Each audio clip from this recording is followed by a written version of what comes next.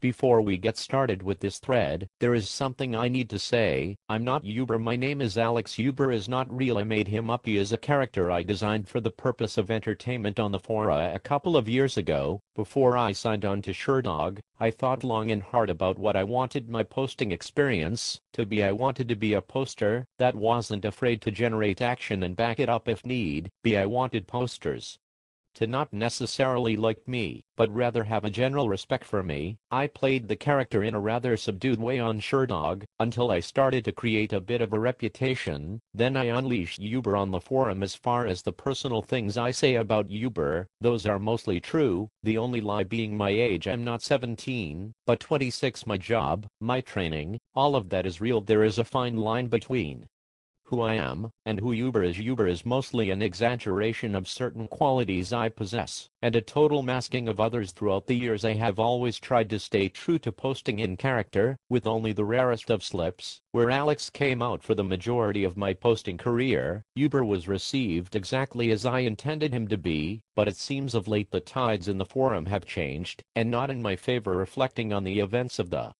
last months gives me a few ideas on how all of this happened, with of course the Jake ordeal being at the top of the list. I thought he was a good guy and a good sport, but I had an experiment to conduct. I wanted to try my hand at a different style of humor, one in which I actually make fun of myself, in satirizing an extreme racist. I know now that this was a mistake. Maybe the joke was too subtle, who knows. All I know is that in a short time it was obvious that other posters were believing all the stupid shit I was saying about black people. I offer my another main source of disgruntlement is Lynn's. This I find the most hurtful. Had we never been honest and announced to the forum our relationship, then I would have just been another Joe bantering and talking shit with her. I guess the knowledge that there is a reality behind what we say makes the reception that much more different. I think this is a very unfair condemnation to put on us. We were aware of potential discomfort it could cause with us being together in this forum, so after the initial outburst of sex posts and whatnot, we tried to tone it down. Unfortunately,